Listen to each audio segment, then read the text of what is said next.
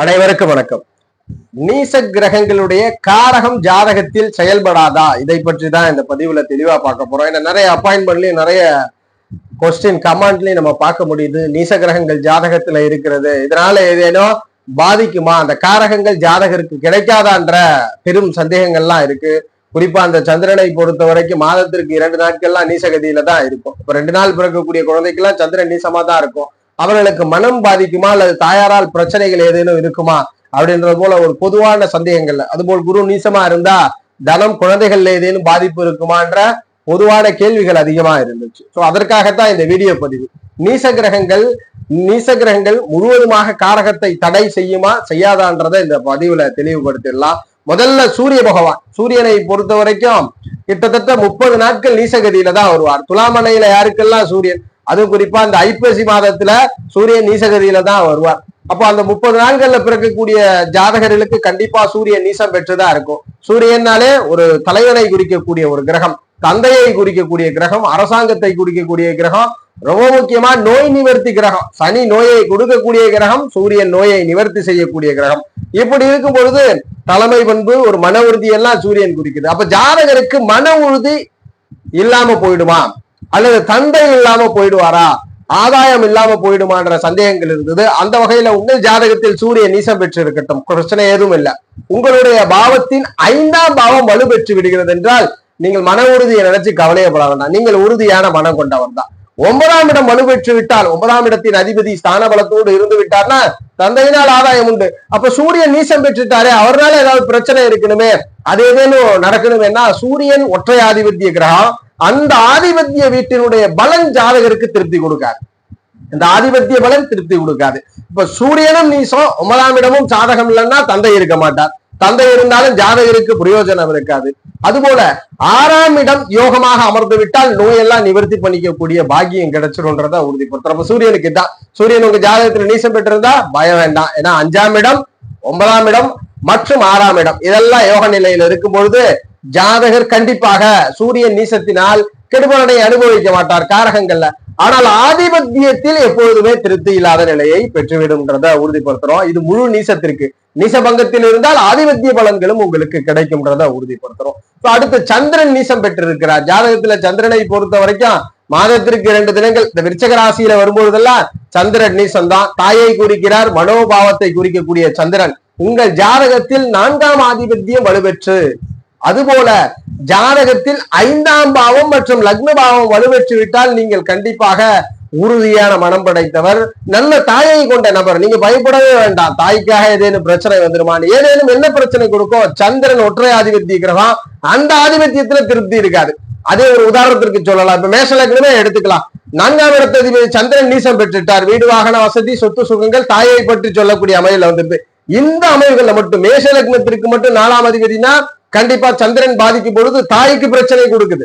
மற்றபடி வேறு லக்னங்கள்ல நீங்க பிறந்திருக்கிறீங்க, ஆதிபத்தியம் வருதுன்னா பிரச்சனையே இல்லை. கண்டிப்பா அந்த ஆதிபத்தியத்தை வலுப்படுத்தி கொடுக்கும் காரகம் உங்களுக்கு கிடைச்சிடும், சந்திர காரகம் கிடைச்சிடும். அதுபோல் செவ்வாயை பொறுத்த வரைக்கும் சகோதர காரகம், பூமிக்காரகம், போர்க்காரகம், இது 3மே செவ்வாயினுடைய ஒரு நிலைப்பாட்டில் வருது.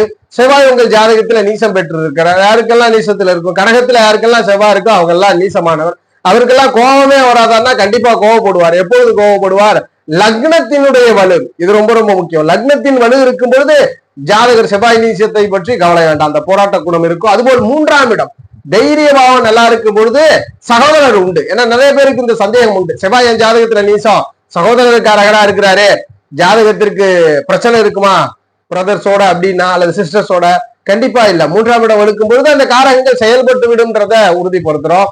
அதுபோல பூமி 4ஆம் இடத்தினுடைய வலு கூடும் பொழுது பூமியை நீங்கள் இயல்பாகவே பெற்றுக்கொள்ள போறீங்கன்றத உறுதிப்படுத்துறோம்.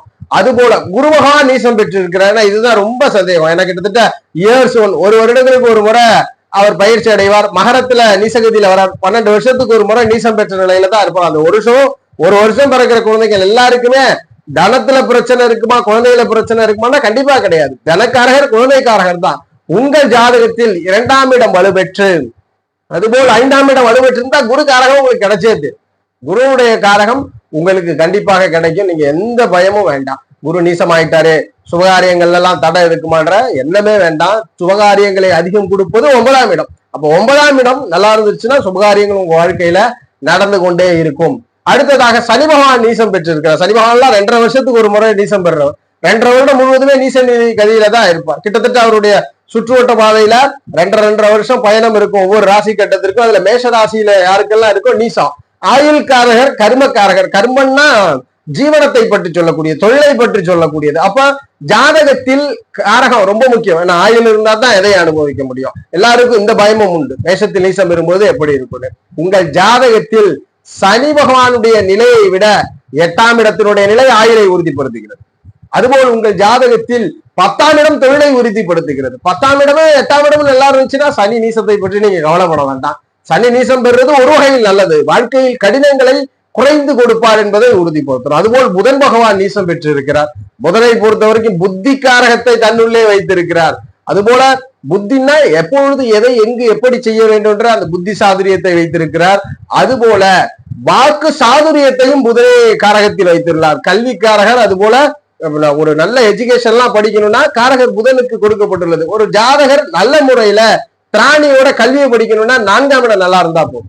புதனை பொறுத்த வரைக்கும் எங்க நீசம் பெறாருன்னா மீனமனையில நீசம் பெற்றிருப்பாரு. யாருக்கெல்லாம் மீனத்துல இருக்கோ நீசம். ஆனா உங்க ஜாதகத்துல 4ஆம் இடம் வலுத்துருச்சு, பிரச்சனையே இல்லை.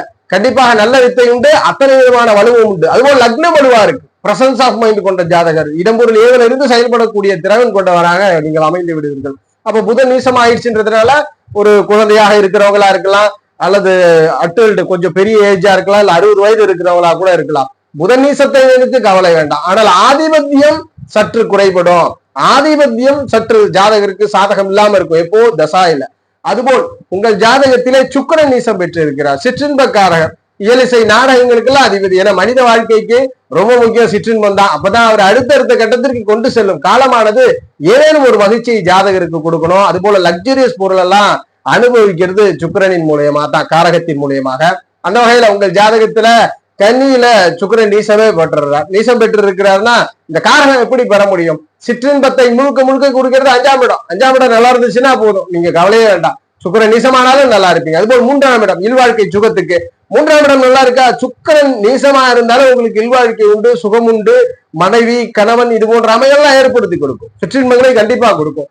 லக்ஸரியஸ் பொருள், ஆடம்பர பொருட்கள், இதுக்கும் காரணம் சுக்கிரன் தானே.